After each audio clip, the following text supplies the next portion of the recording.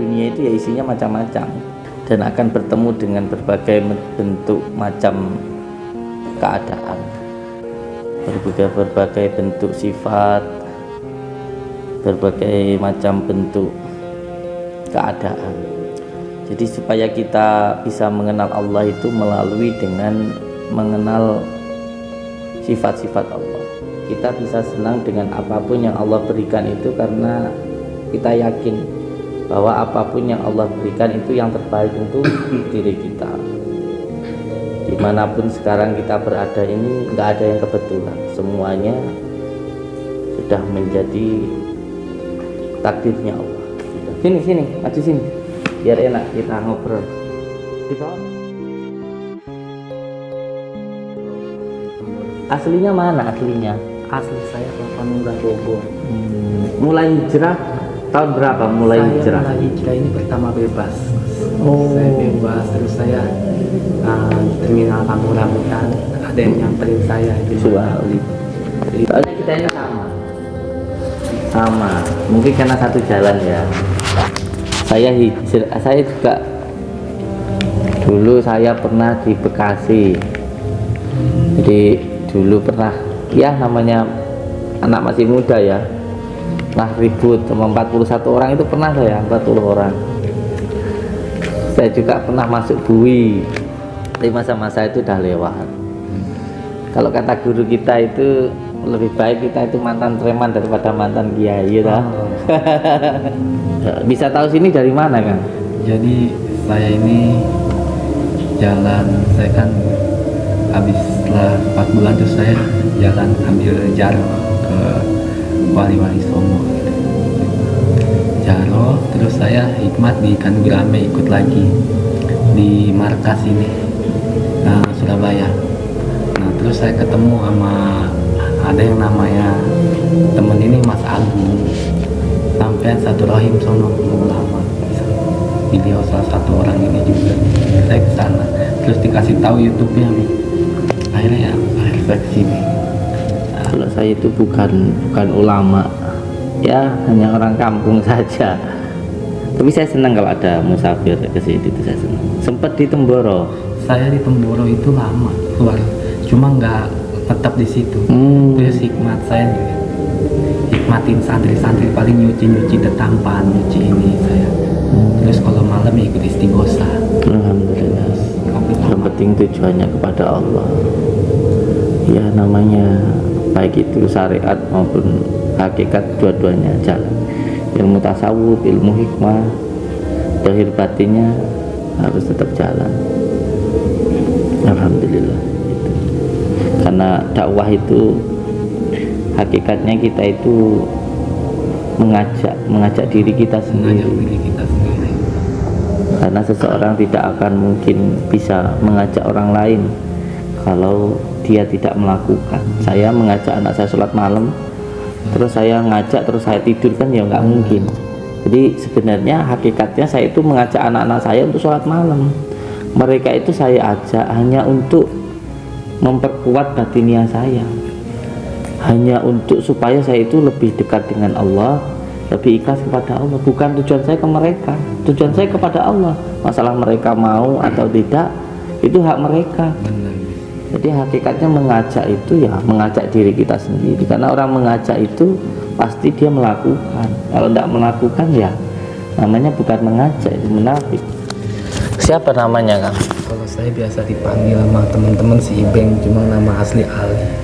Oh, malah bagus nama aslinya. Bisa menemukan jalan hijrah ini awalnya gimana? Saya ini lagi di kampung rambutan. Saya kan awalnya ngamen, Gus. Ngamen, terus ada jemaat tablik yang gerak 3 hari itu masjid. Beneran kita itu lagi pas ini banget, Gus. Lagi pas nuang, Gus.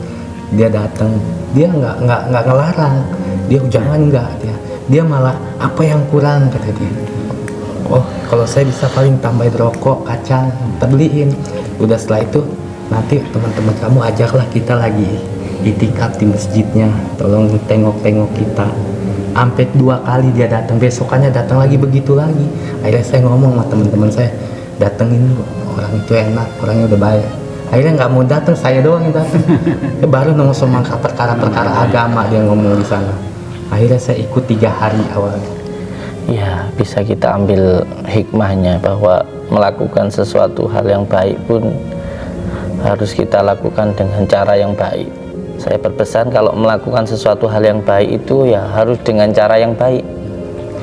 Tapi yang dicontohkan baginda Rasulullah itu kita baik terhadap orang yang tidak baik kepada diri kita. Kepada orang tidak baik loh kita harus baik.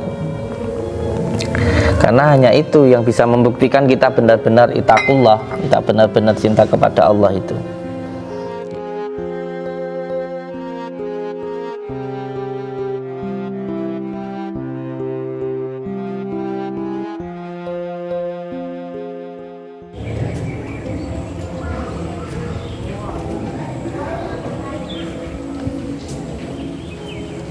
Oh, ini dari mana? Aktifnya Allah yang ada di sini. Alhamdulillah, barakallah. Terima kasih. Sudah makan nggak belum? Belum. Dari santri. Assalamualaikum.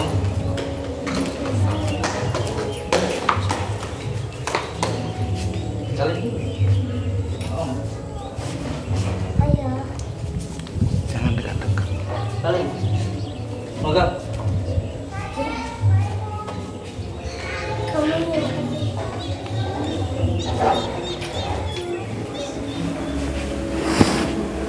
Al-Fatihah. A'udzu billahi minasyaitonir rajim. Bismillahirrahmanirrahim.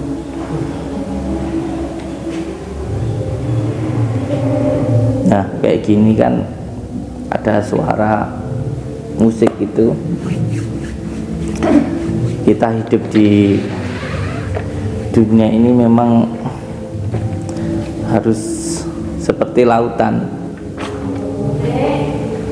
Bahasa Jawanya itu topong rami. Dalam keadaan yang serame apapun hati kita harus ingat kepada Allah. Karena dunia itu ya isinya macam-macam dan akan bertemu dengan berbagai bentuk macam keadaan, berbagai bentuk sifat, berbagai macam bentuk keadaan. Namanya kalau orang Jawa itu topong rame. Jadi ketemu dengan orang cantik yang kita ingat ya keindahannya Allah. Ketemu sama orang yang tidak baik, kita ingat sama Allah. Jadi ada sifat jamaliyah, ada sifat jalaliyahnya Allah. Jadi supaya kita bisa mengenal Allah itu melalui dengan mengenal sifat-sifat Allah. Sifat-sifat Allah itu ada 20. 20 itu terbagi ada 2 secara garis besarnya. Ada sifat jamaliyahnya Allah, ada sifat jalaliyahnya Allah. Sifat jamaliyahnya Allah itu apa? Sifat yang menunjukkan tentang keindahannya Allah, kelembutannya Allah, seperti Rahman Rahim gitu. Ada juga sifat jalaliyahnya Allah, sifat yang menunjukkan keagungannya Allah, kuasanya Allah. Tapi juga bisa kita lihat secara langsung melalui ciptaannya Allah. Makanya siapa orang yang bisa mengenali dirinya akan mengenal Allah. Termasuk semua yang kita lihat itu bisa menjadi jalan untuk kita mengenal Allah. Sebagai contoh, langsung saja ketika kita punya istri, ketika istri tersenyum, itu Allah sedang menunjukkan sifat jamaliyahnya. Tapi nggak mungkin selamanya istri itu tersenyum terus kan, ya nggak mungkin, pasti ada kalanya istri itu cemberut. Nah, ketika istri cemberut itu juga Allah sedang menunjukkan sifat jalaliyahnya. Kita melihat analoginya ini, mantiknya, kalau kita melihat ayam bertelur, kita suka, kita senang, itu Allah sedang menunjukkan sifat jamaliyahnya. Tapi nggak mungkin kita punya ayam kok ayam itu hanya bertelur dari lubang yang sama, pasti ayam itu juga menelek. Menelek itu apa bahasa Indonesianya? Jadi juga ayam itu juga keluar kotorannya. Nah, ketika ayam mengeluarkan kotoran itu berarti Allah menunjukkan sifat jalaliyahnya. Ketika kita melihat gunung indah, melihat lautan yang indah, itu Allah menunjukkan sifat jamaliyahnya. Tapi ketika nanti gunung itu meledak dahar, itu meletus, atau gunung itu ada laut itu ada tsunami, itu Allah menunjukkan sifat jalaliyahnya. Jadi hidup itu memang begitu. Ada hal yang kita anggap baik, ada hal yang kita anggap tidak baik, tetapi hakikatnya semuanya baik. Bahkan makanan yang kita anggap baik pun juga ternyata ada tidak baiknya juga. Contoh, sampai makan nasi goreng, apakah ketika makanan nasi goreng sampai anggap baik itu semuanya jadi daging, jadi darah? Enggak, tetap nanti ada jadi kotorannya. Jadi hal-hal yang kita anggap tidak baik bisa jadi itu baik, karena hakikatnya semua yang Allah ciptakan, semua yang Allah berikan itu baik. Baik tidak baik kan hanya menurut pemikiran kita, tetapi sebenarnya semuanya itu baik. Makanya ada kalimat kosong itu isi, isi itu kosong. Jadi sebenarnya semuanya itu baik, asalkan hati kita itu baik. Dimulai dari, kalau orang Jawa bilang ya topong rame itu, walaupun orang ada yang bersikap tidak baik, kita juga harus tetap baik, seperti yang dicontohkan oleh Habibina wa Nabiyana Muhammad Sallallahu Alaihi Wasallam. Itu penting supaya hati kita itu tidak terombang-ambing oleh dunia, supaya tidak terombang-ambing oleh keadaan. Kalau daunnya Gus Baha itu, supaya tidak menjadi orang yang amatiran. Supaya tidak menjadi orang yang amatiran itu kuncinya, kalau menurut guru saya itu menggunakan la'ing sakartum la'azidanakum, yaitu syukur. Syukur itu senang. Senang itu menurut guru saya ada 4. Senang dengan apa yang Allah berikan, senang dengan apa yang Allah perintahkan, senang ketika kita tidak melakukan maksiat, tarkur ma'asi, dan nanti senang dalam setiap keadaan. 4 ini hanya bisa kita lakukan ketika kita itu benar-benar ittaqullah, ketika kita itu benar-benar dekat dengan Allah. Yang pertama tadi, senang dengan apapun yang Allah berikan, karena kembali seperti tadi, bisa seperti ini karena kita mengenal sifat-sifatnya Allah. Sampai suka sama saya itu karena apa?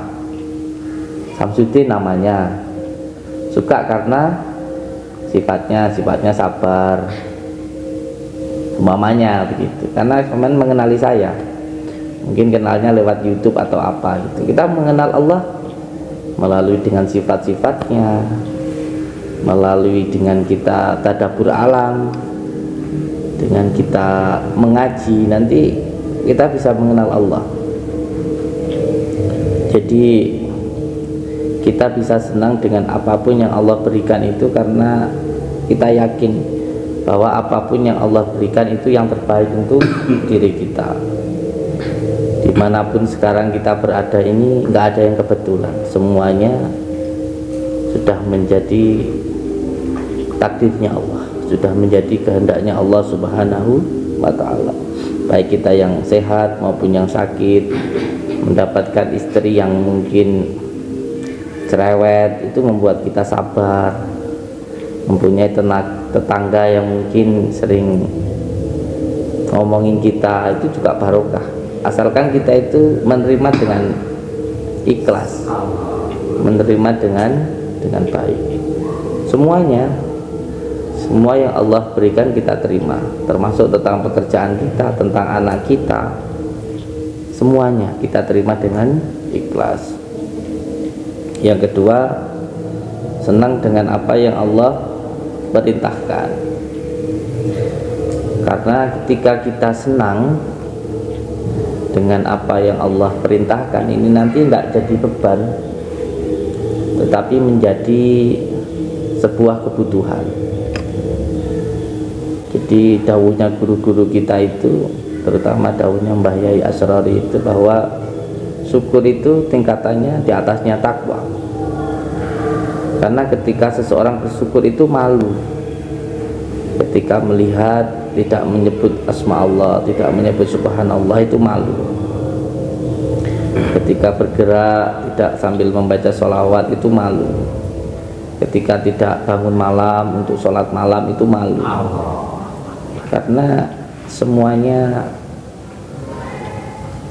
anugerah nikmat dari Allah ini tidak pernah berhenti. Lalu kenapa syukur kita berhenti kepada Allah? Makanya la ing sakartum la ajidanakum, kata Allah. Siapa yang bersyukur kepadaku pasti akan aku tambahkan. Orang kalau bersyukur itu mau melakukan maksiat malu kepada Allah, malu, karena begitu banyak nikmat-nikmat Allah yang diberikan kepada kita. Tidak perlu kita itu menghitung nikmat Allah itu 1 tahun, 1 bulan atau 1 minggu. Nggak perlu 1 hari, 1 jam saja kita suruh menulis nikmat Allah itu nggak akan mungkin bisa. Banyak guru-guru kita menyampaikan seandainya seluruh lautan itu dijadikan sebagai pena dan seluruh daun dijadikan sebagai buku untuk menulis nikmat Allah itu tidak akan bisa. 1 jam saja kita suruh menulis, tadi sejam itu kita ngelihat apa saja. 1 menit aja saya suruh menulis, tadi saya di jalan ke sini udah ngelihat apa aja. Begitu banyak nikmat Allah yang saya lihat melalui mata. Suruh menulis saya nggak mampu, 1 jam itu suruh menulis nggak mampu, apalagi kalau suruh menulis 1 hari tadi ngelihat apa saja. Padahal setiap nikmat itu ada hisabnya. Makanya kita perlu zikir subhanallah walhamdulillah wala ilaha illallah wallahu akbar, minimal ya ketika waktu malam setiap habis sholat itu sedikit mengurangi nanti hisab kita. Karena setiap yang kita lihat itu kan harusnya kita mengucapkan subhanallah. Itu semuanya keindahannya Allah. Makanya benar yang dikatakan guru kita Mbah Yai Asrori, bahwa ada satu maksiat yang bisa menghalangi datangnya nikmat, yaitu wala in kafartum, kufur terhadap nikmat Allah Subhanahu wa ta'ala. Semoga kita semuanya termasuk orang-orang yang bersyukur, amin ya rabbal alamin. Dan yang ketiga, senang ketika kita tidak melakukan maksiat. Nah, ini salah satu jalan untuk menanggulangi gangguan setan itu dengan cara tarkur ma'asi. Tarkur ma'asi itu apa? Senang tidak melakukan tidak melakukan maksiat. Sampean duduk di sini senang, paling tidak di jalan nggak ngelihat orang perempuan goyang-goyang. Kita ngobrol sama istri senang, setidaknya kita tidak ngobrol dengan istri orang. Kita ngopi pun kita senang, alhamdulillah. Setidaknya Saat ini saya tidak meminum minuman keras. Jadi salah satu jalan yang paling ampuh untuk melawan godaan setan itu tarkul ma'asi. Tarkul ma'asi. Guyon-guyon sama anak senang. Nanti ini paling mudah untuk melawan setan. Nanti akan ada khotirah, tarikan untuk terus melakukan kebaikan. Dan yang terakhir, senang dalam setiap keadaan. Nah, ini hanya bisa dilakukan ketika seseorang itu istiqomah sholat malam. Yang saya ketahui, yang disampaikan guru saya begitu. Jadi orang bisa senang walaupun dibenci orang, walaupun dalam keadaan miskin, semuanya senang karena senangnya itu senang kepada Allah. Nah, orang senang kepada Allah itu salah satunya senang sholat, sholat qobliyah, ba'diyah, ya, sholat duha, terutama sholat malam.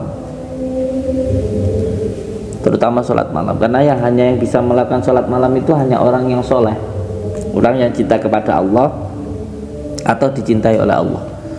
Sholat malam sendirian, tengah malam ketika orang-orang tidur, itu nanti akan membuat hati kita itu dekat dengan Allah, akan membuat diri kita itu cinta kepada Allah, akan membuat diri kita ittaqullah. Karena cinta kepada Allah ataupun kita ittaqullah beda. Cinta kepada makhluk, takut kepada makhluk dengan takut kepada Allah itu beda. Kalau takut kepada Allah, kita semakin mendekat. Saya takut sama orang tua saya, jangan disamain saya takut sama preman walaupun sama-sama manusia. Bahasa takut itu pun beda. Kalau saya takut mengecewakan orang tua saya. Saya takut kepada orang tua saya, takut tidak bisa menjadi anak yang baik, sehingga saya semakin mendekat ke orang tua saya. Jangan disamakan bahasa takut sama Allah, kamunya nggak pernah sholat, saya takut. Ada ya, betul kan, ada. Jadi salah satu supaya kita ittaqullah, supaya kita cinta kepada Allah, dan nanti akhirnya muncul mahabbah, cinta dengan hidup kita, cinta dengan semua keadaan, walaupun dibenci orang, walaupun dihujat orang, walaupun kita diuji dengan kemiskinan, atau mungkin ada toh istri yang cerewet itu membuat suaminya itu gampang ikut marah, cari uang akhirnya haram. Kenapa? Karena takutnya hanya kepada istri, tidak kepada Allah. Kalau kepada Allah dia santai saja. Istri marah kita tetap bisa tersenyum, istri marah kita tetap bisa tenang, istri marah kita tetap bisa sayang, karena yang dilihat adalah Allah. Jadi cintanya segitiga, tujuannya kepada Allah Subhanahu wa ta'ala. Aku cinta sama kamu karena aku cinta kepada Allah. Ini nanti bisa sampai bisa senang dalam setiap keadaan. Dan yang terakhir ini yang saya sampaikan,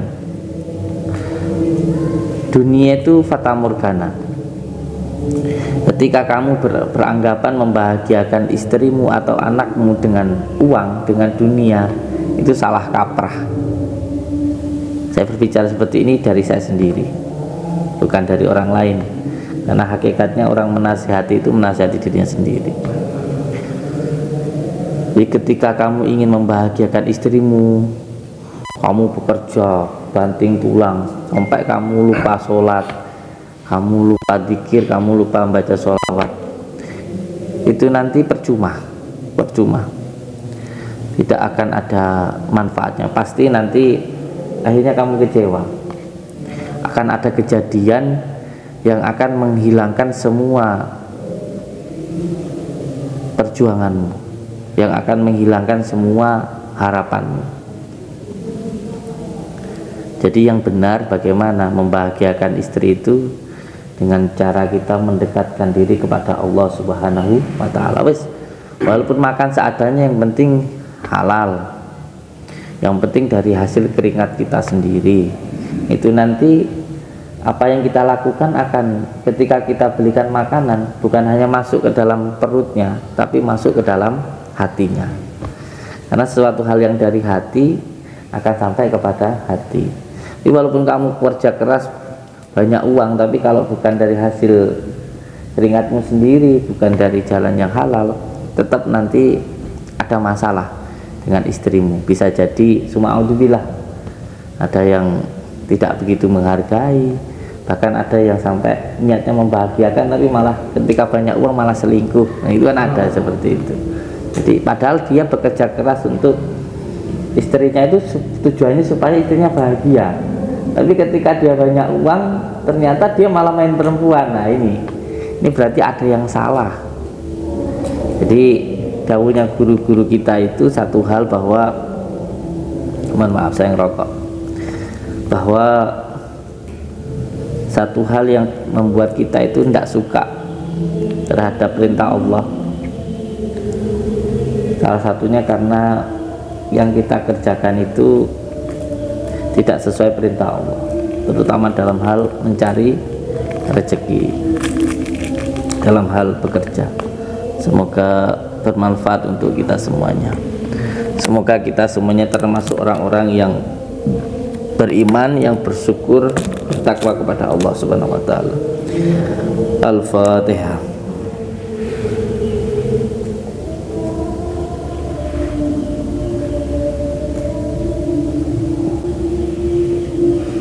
Nggih. Kang Mas ini dari Temboro. Saya kemarin ini di Temboro ini saya ikut 4 bulan. Oh, 4 bulan. Jadi saya ini Sini, maju sini. Biar enak kita ngobrol. Di bawah enggak apa-apa. Bismillahirrahmanirrahim.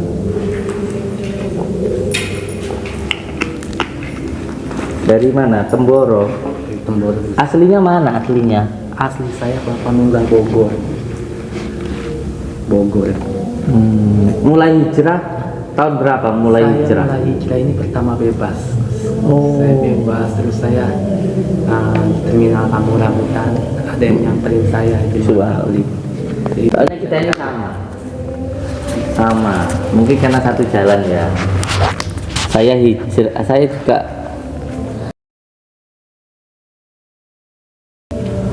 dulu saya pernah di Bekasi. Jadi dulu pernah, ya namanya anak masih muda ya, lah ribut sama 41 orang itu pernah saya, 40 orang. Saya juga pernah masuk bui. Makanya orang-orang kan nggak tahu, telinga saya ini kan bolong 2 ini, tapi kan orang nggak lihat, bolong 2, lidah ini kan bolong, lidah saya ini kan bolong. Tapi masa-masa itu udah lewat. Kalau kata guru kita itu lebih baik kita itu mantan preman daripada mantan kiai ya. Alhamdulillah. Aslinya mana? Bogor. Bogor itu saya punya anak dulu yang di sini, kayak Kang Pandawa ya, Kang Badar dulu di sini dulu. Jadi beliau masih di dunia di dunia supranatural, spiritual. Ya mudah-mudahan nanti bisa nyambung ke dunia al-hikmah gitu. Bisa tahu sini dari mana Kang? Jadi saya ini jalan, saya kan habis setelah 4 bulan terus saya jalan ambil jaro ke Wali-Wali Songo gitu. Jaro, terus saya hikmat di Ikan Gurame, ikut lagi di markas ini Surabaya.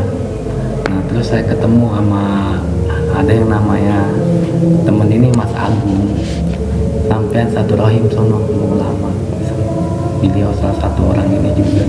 Saya ke sana terus dikasih tahu YouTube-nya, akhirnya saya kesini.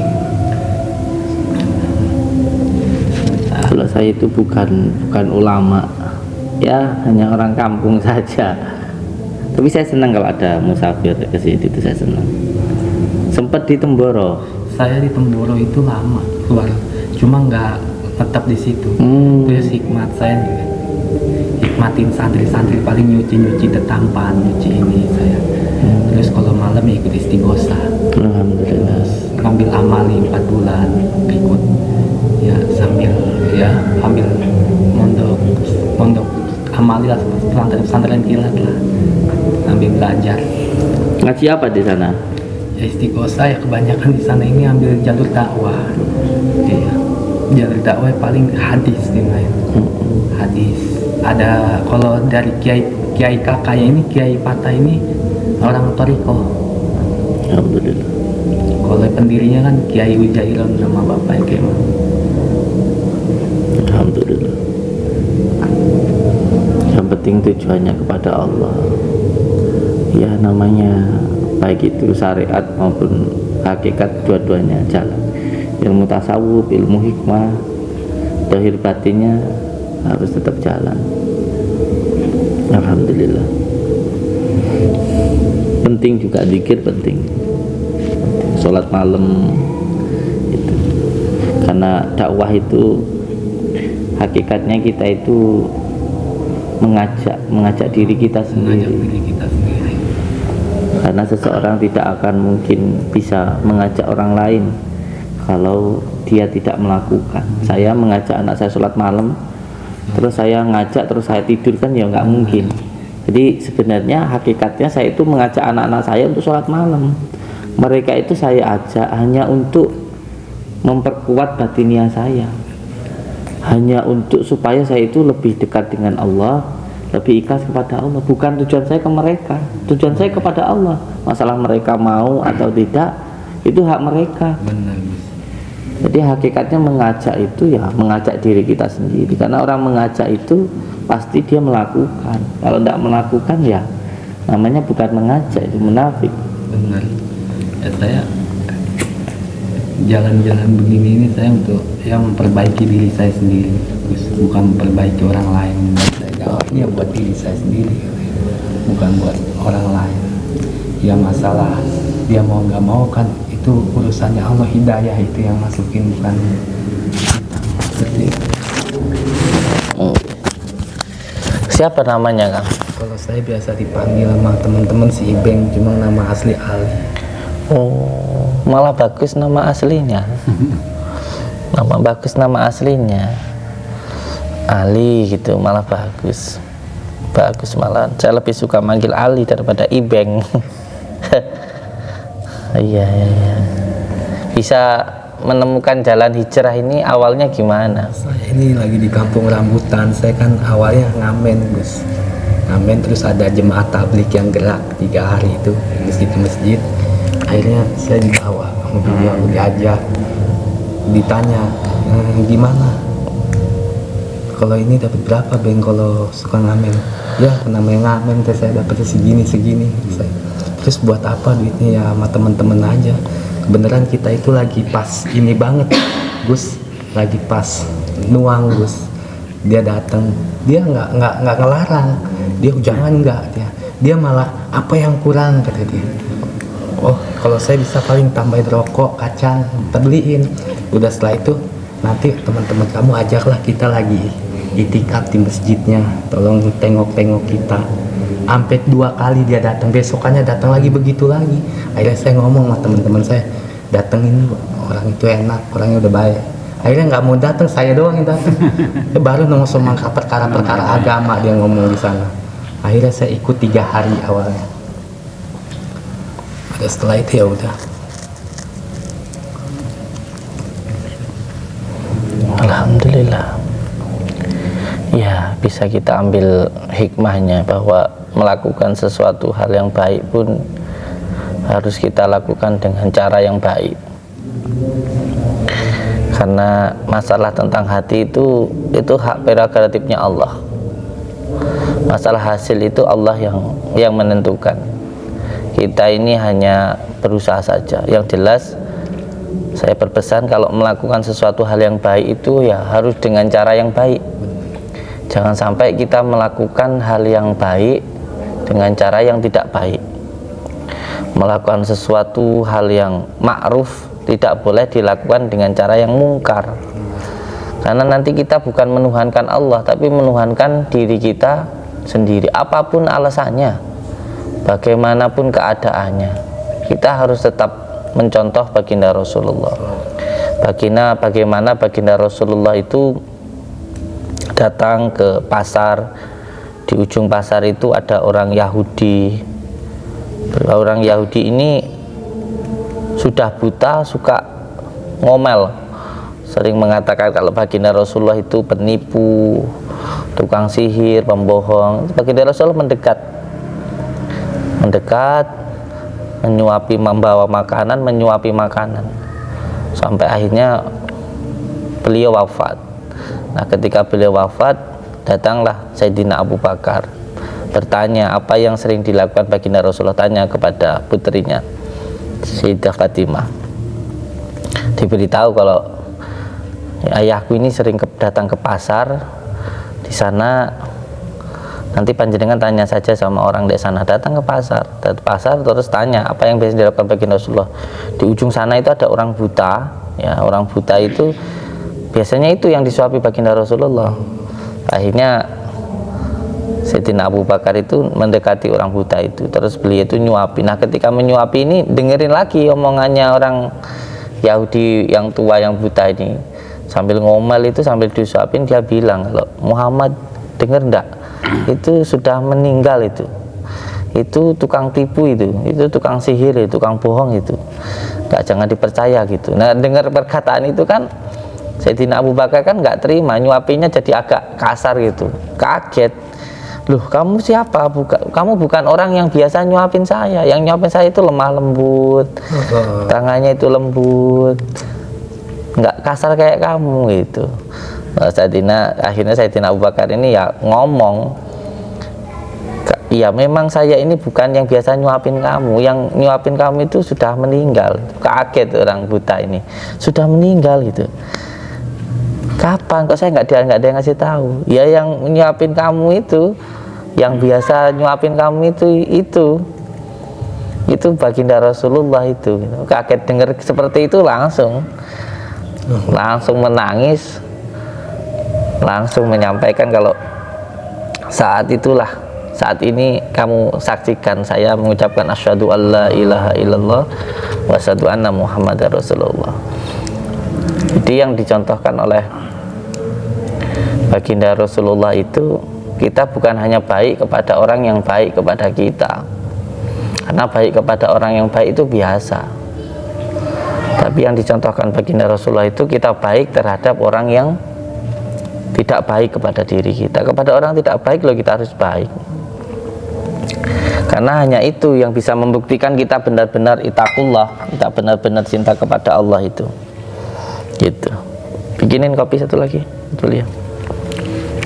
Nanti ngobrol-ngobrol lah sama saya, karena saya senang kalau ada pemuda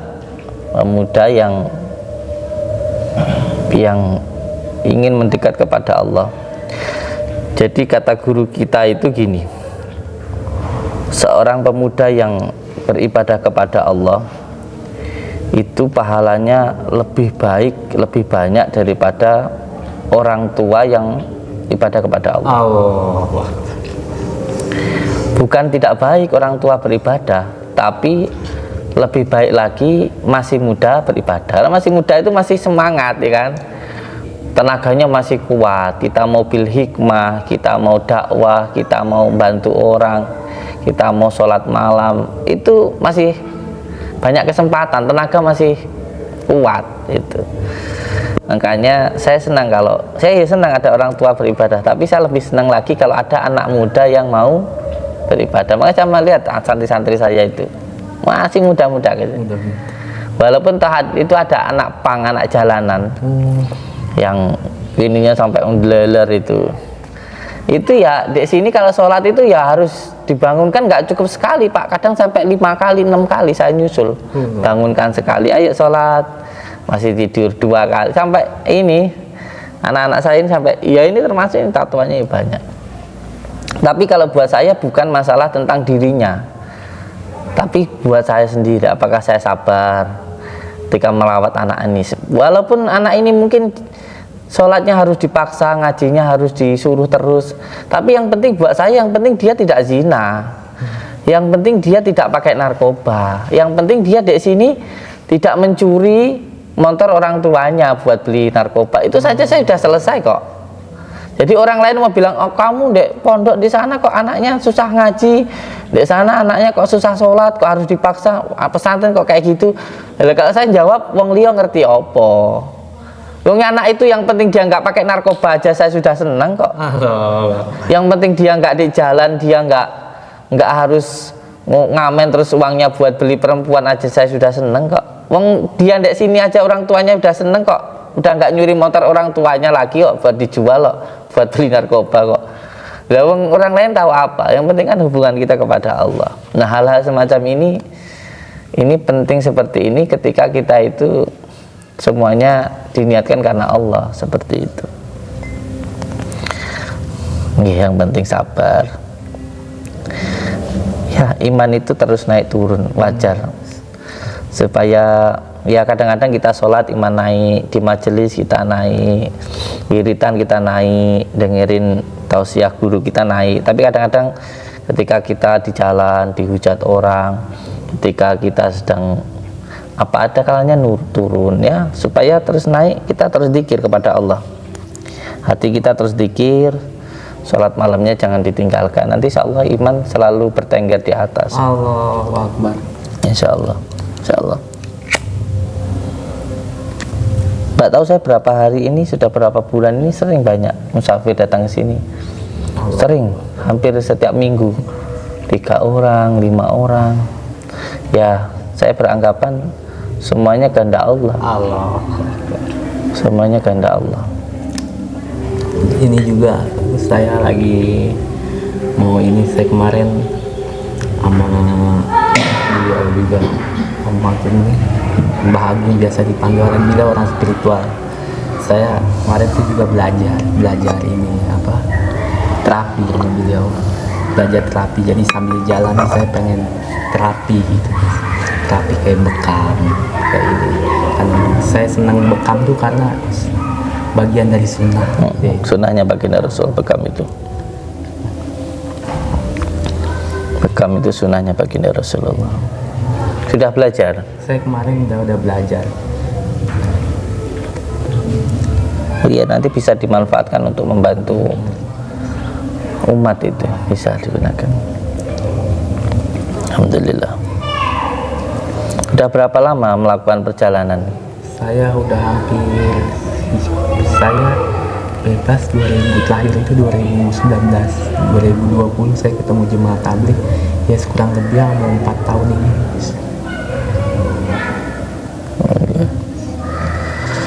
Alhamdulillah. Ini tadi jalan dari mana? Saya ini dari Jombang.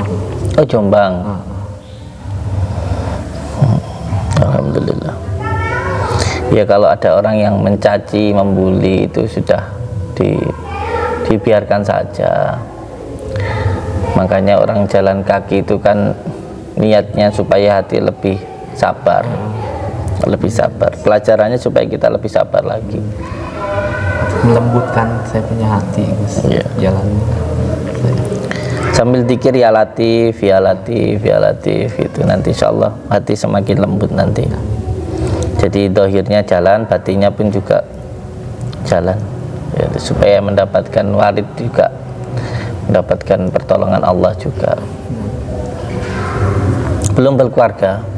Belum. Kemarin saya di Madura tuh sama Kiai Husen di ini, antum ngapain sih jalan-jalan terus, katanya. Jangan jalan-jalan terus, antum makom harus punya istri. Dia ngomong begini, kapal pesawat ini terbang, katanya, itu pasti ada mendarat ke bandara.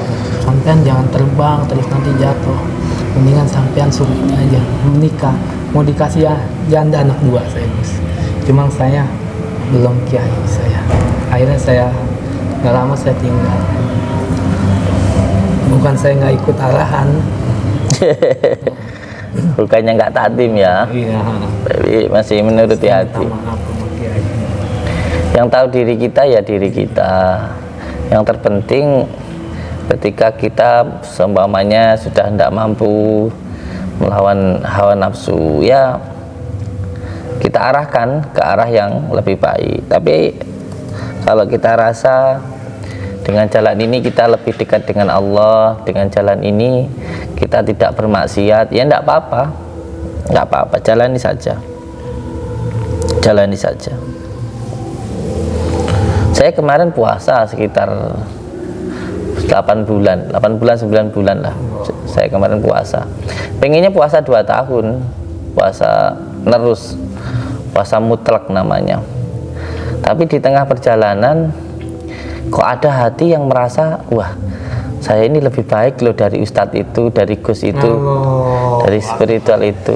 Yang paling saya ngeri ketika saya melihat ada gus, salah satu gus itu siang makan, saya kok mikir loh, gus kok siang-siang kok makan, terus tirakatnya apa gitu. Dari situ saya berhenti puasa.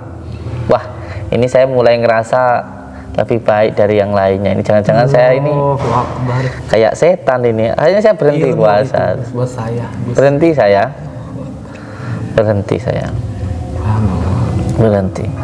Kalau dengan amalan, dengan ibadah tidak membuat diri kita, selain yang wajib loh ya, selain yang wajib, kok tidak membuat diri kita semakin itakullah, tidak membuat diri kita semakin dekat dengan Allah. Jadi jalan yang pertama untuk mendekat Allah itu, dawuhnya dari Mbah Yai Asrar itu, kita merasa diri kita itu hina. Kita itu merasa diri kita itu tidak ada apa-apanya. Itu jalan untuk kita itakullah. Tetapi ketika kita merasa bangga dengan diri kita, dengan ibadah kita, ini sudah mulai ada masalah dengan ini. Harus kembali lagi ke jalan tasawufnya begitu. Maka dari itu ketika kita beribadah, makanya orang-orang makrifat itu sering mengatakan kalau orang makrifat itu tidak sholat. Yang dimaksud orang makrifat tidak sholat itu, dia tidak merasa dirinya sholat, karena ketika dia sholat itu semuanya dimampukan oleh Allah Subhanahu wa Ta'ala. Makanya penting ketika kita membaca Al-Fatihah itu benar-benar diresapi, jangan sampai melamun ketika, terutama di kalimat ihdinas siratal mustaqim. Dan perbanyak zikir Al-Fatihah. Supaya apa? Supaya kita itu diberikan kekuatan. Karena sering kita itu sudah tahu itu baik tapi tidak bisa melakukan. Sudah tahu itu jelek, kita melakukan.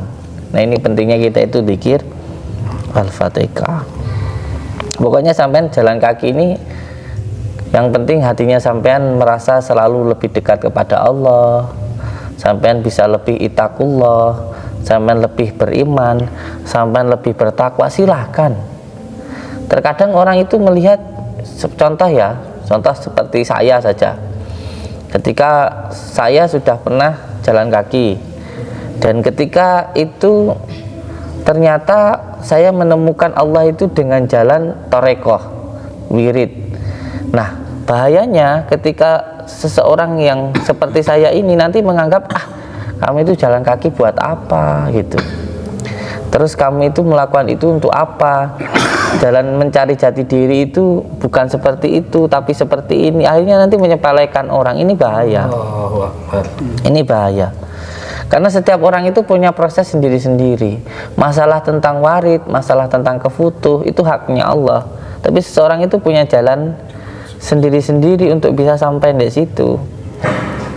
Jadi jangan sampai kita itu menghakimi seseorang dengan pikiran kita, dengan hawa nafsu kita, dengan pikiran kita. Kita tahu nggak orang itu seperti itu, ya dijalankan oleh Allah. Yang pertama bisa menjadi pelajaran untuk diri kita. Yang kedua juga bisa untuk menjadi guru untuk diri kita itu, pembelajaran. Monggo diminum kopinya. Santai mawon.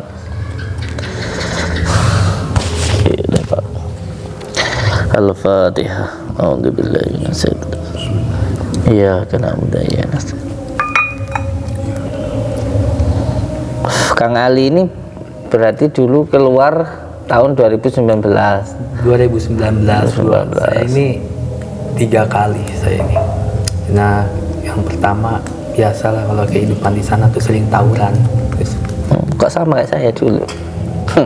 terus yang ketiga ini narkoba saya. Narkoba. Pergaulan, Gus. Nah, pergaulan. Jadi jalan kaki ini termasuk untuk meninggalkan narkoba itu ya? Itu saya untuk termasuk meninggalkan itu semua. Karena kalau masih di tempat itu pasti begitu saya, begitu. Gus. Iya. Cari teman-temannya. Benar, Gus. Saya kasar. Lingkungan. Ya benar itu. Benar itu, saya benar itu Gus, benar. Ada riwayatnya dulu, seorang peminum, pemabuk, penjudi, bahkan pembunuh. Beliau ini kerjaan seperti itu terus akhirnya mendapatkan petunjuk lewat seorang kiai suruh hijrah. Belum sampai di tempat yang dituju sudah meninggal dunia. Akhirnya ada sebuah perbincangan antara malaikat, ini bagaimana? Kata Allah, ini diampuni, masuk surga ini. Gitu. Jadi masalah tentang hijrah ini juga penting, meninggalkan teman-teman. Bahkan kalau kita ngaji kitab Alim Muta'alim ala itu diterangkan, yen ono konco Allah gitu, lakoni ndang dahono. Yen ono konco bagus enggal ndang konco nono gitu. Jadi penting, teman ini sangat mempengaruhi diri kita, lingkungan ini. Karena kalau dekat dengan orang yang jual minyak wangi ya jadi wangi nanti. Kalau dekat sama penjual ikan ya pasti kita juga kena amisnya. Nggak mungkin toh, mamanya kita punya teman peminum, pemabuk, terus ngajak ke masjid, yang ngajaknya minum lah. Kalau teman kita suka sholat jamaah, ya nggak mungkin ngajak kita mau ke tempat karaoke kan gitu. Nggih, monggo. Rencana di sini berapa hari? Saya 1 tahun. Oh. Saya masih mau ini lagi Gus, saya mau nyamperin, ada yang mau saya samperin juga Di mana? Di daerah Tambak Boyo. Oh, Tambak Boyo. Mbak Ibrahim, tapi beliau masih hidup, mau saya samperin beliau juga. Nanti kalau bisa ke Kanigoro, ke makamnya Mbah Dimyati. Oh, kan Mbah Dimyati. Mbah Dimyati. Di Blitar ini ada juga, selain di Banten ada namanya Mbah Dimyati. Ya, saya itu. Di Blitar juga ada makom, ada wali Allah, ada seorang kiai juga di Blitar ini, tepatnya kalau nggak salah di Kanigoro. Itu ada makom namanya makomnya Mbah Dimyati. Sampai nanti disuruh ke sana. Ya, sampai ke sana ya boleh 1 hari atau 2 hari itu. Iya Gus. Ya paling enggak mampir dulu di sana. Nanti setelah dari sana kalau bisa ke Gusmi itu di Kediri. Di Kediri. Kalau bisa mampir sampai daerahnya.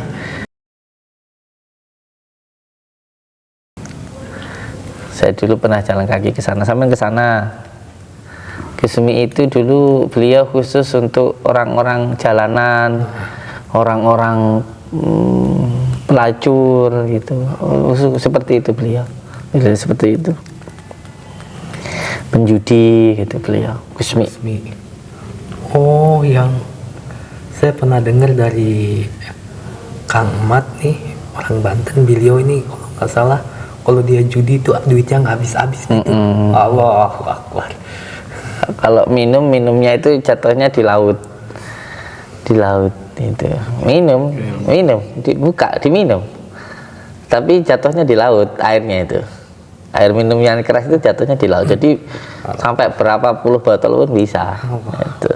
Kalau beliau kan makomnya memang beda. Jadi ini nggak bisa, sulit untuk dipahami. Jadi kalau seperti ini nanti pasti ada perselisihan di antara ulama tasawuf dan ulama fikih. Tapi kalau kita pahami, kita jangan meniru-niru kalau belum makomnya. Cukup kita itu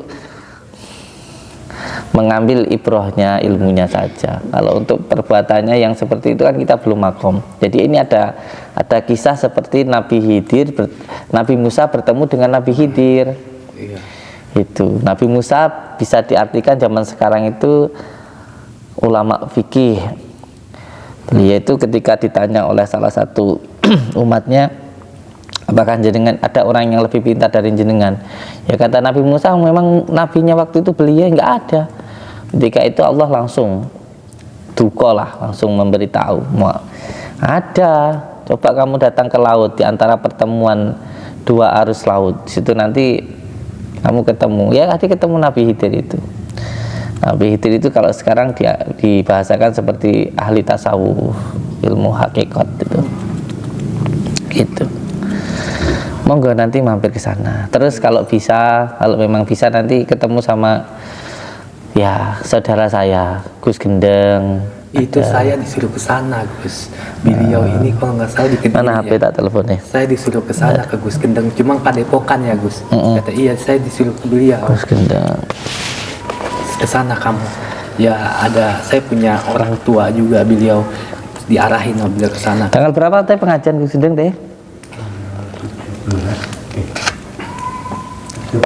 13. Tanggal 13 nanti saya ke sana. Tanggal 13. Ini kan udah tanggal berapa sekarang? 9, 10, 11, 12, 13, 14 hari, 4 hari lagi. Main ke tempatnya apa Gendeng. Ya, Gus Gendeng. Ada juga di sana Gus Sandi. Monggo di Kediri itu banyak 4 tempat yang menjadi pusatnya spiritual. Spiritual itu semangat untuk ibadah, spirit, semangat, ritual itu ibadah. Orang menganggap spiritual itu demit, bukan. Spiritual itu semangat untuk Ibadah buat kita. sana. Nanti boleh kungkum di Sendang Aryo Kamandanu. Karena sholawat itu sangat dekat hakikatnya itu dengan air. Seperti air hujan, itu kan rahmatan lil alamin. Baginda Rasulullah itu, air hujan itu kan bukan hanya untuk satu tempat, hanya untuk orang, hanya untuk pohon, hanya untuk semuanya. Air hujan jatuh itu semuanya dapat manfaat. Yang muslim, yang enggak muslim, yang sholat, yang enggak sholat, bukan hanya manusia, bahkan tumbuhan, hewan, tanah, semuanya dapat manfaat. Dan jangan heran orang yang seneng ngamalin sholawat itu biasanya hatinya itu tenang, penuh kasih sayang, nggak ada dendam, nggak ada kebencian, dan biasanya dekat dengan air. Kalau kamu senang ngamen sholat, biasanya kamu tuh senang jaga wudhu kamu jaga. Kalau batal wudhu itu biasanya orang yang senang mengamalkan sholawat. Selain itu, kalau zaman dulu malah seperti Kanjeng Sunan Kalijaga, pondok-pondok besar itu biasanya di pinggir-pinggir sungai, karena memang sholawat itu anasirnya dekat dengan air, gitu. Anasirnya itu air itu. Tapi yang paling bagus ya selain dikir sholawat juga dikir asmanya Allah, ismudat. Karena kalau dikir sholawat saja biasanya nanti syahwatnya kuat, dan dingin tadi, harus cepat menikah. Ini kembali ke beliau lagi. Selain dikir sholawat harus dikir ismudat, dikir Allah, biar syahwatnya enggak terlalu tinggi.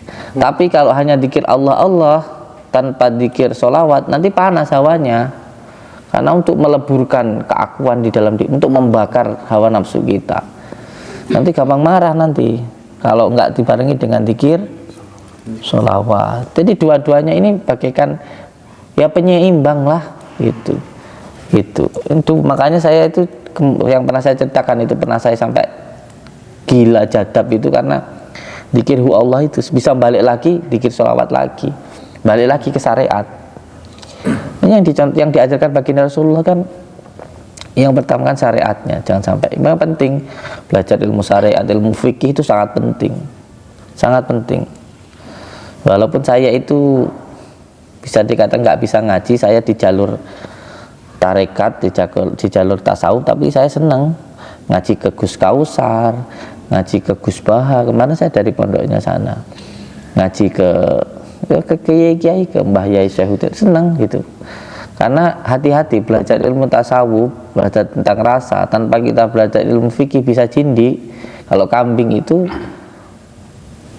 nggak ada tambangnya, jadi supaya nggak makan tanaman orang lain, biar nggak ngawur, itu harus ada tambangnya. Itu tambangnya itu ilmu fikih, itu penting itu. Ya sama kalau mau di sini nanti belajar ilmu fikih juga, ngaji gitu. Ya semangat ya Kang ya. Apa saja pengalaman di perjalanan yang berhubungan dengan spiritual?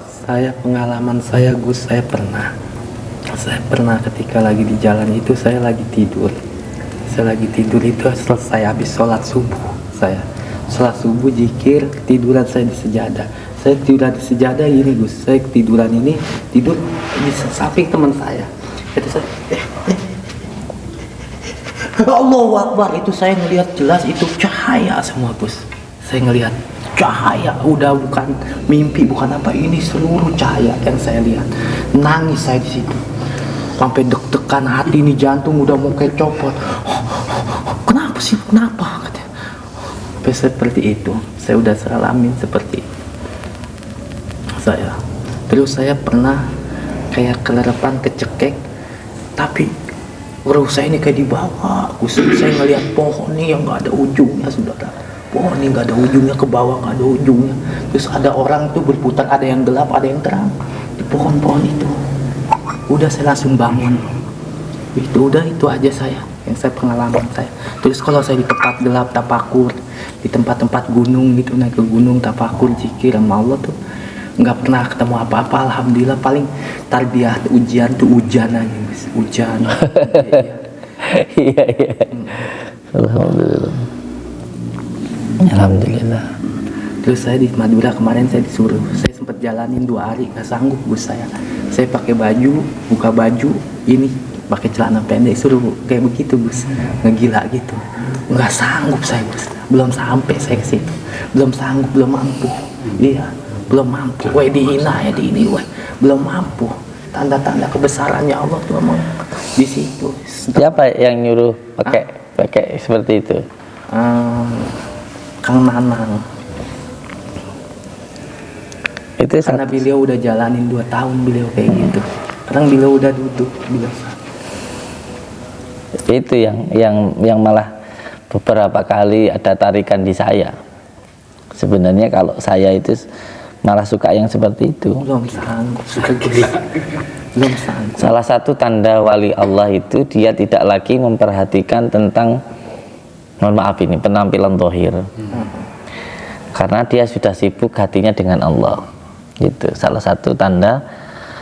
Tapi kalau belum makomnya nggak usah dipaksa begitu. Karena ini nanti akan sampai pada waktunya, makom namanya. Orang saya duduk di pasar, saya makan, dikatai kata orang Madura, anyar iki, katanya, anyar ini, anyar lagi, belum sanggup saya ini, iya, anyar lagi, sini, katanya, berapa, berapa nomor entah malam, belum sanggup ini saya, duduk, wong gendeng iki, orang, belum sanggup saya, ya Allah, belum sanggup, tetap ini disuruh ini saya, suruh hubungan, Masih Roni disuruh hubungan sama Allah, saya. Mau sama Kang Nanang ini, belum sanggup saya belum sanggup sampai iya, belum sanggup saya. Apa yang membuat jenengan senang jalan kaki itu? Kenapa sampai disuruh kiai untuk sampai dinikahkan sama janda biar sampai netep bisa ngaji, bisa umum kayak manusia yang lainnya? Kok sampai tetap jalan itu apa yang membuat jenengan kok bangga senang jalan? Saya itulah, kadang saya iman masih mending saya naik turun iman nih. Kalau saya kadang keluar masuk, kadang iman nih keluar, kadang masuk ke saya. Saya nih mikir, saya gimana saya belum kerja, ini janda anak 2, anaknya gede-gede Gus. Beliau padahal kata Pak Haji, nggak usah mikir pekerjaan, Allah yang kasih nanti, Allah yang kamu dirubah nanti mau. Belum bisa itu saya. Buat apa? Akan buat apa jalan? Kata imannya belum digituin saya Gus. Itu saya saya masih goyang Gus saya. Pernah berpikir gini nggak? Kita lahir ini pernah nggak kita itu minta untuk dikasih raga yang sempurna gini? Kan nggak.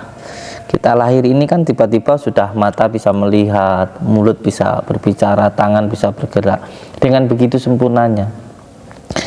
Berarti kan Allah itu ya Hayy ya Qayyum itu. Selain Allah itu hidup, Allah itu menghidupkan. Kita ini sudah disempurnakan hidup ini.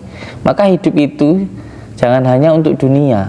Salah kalau kita jalan hanya melihat yang saat ini kita jalan, tapi untuk melihat ke depan. Coba kita jalan kalau hanya melihat ke bawah, nabrak.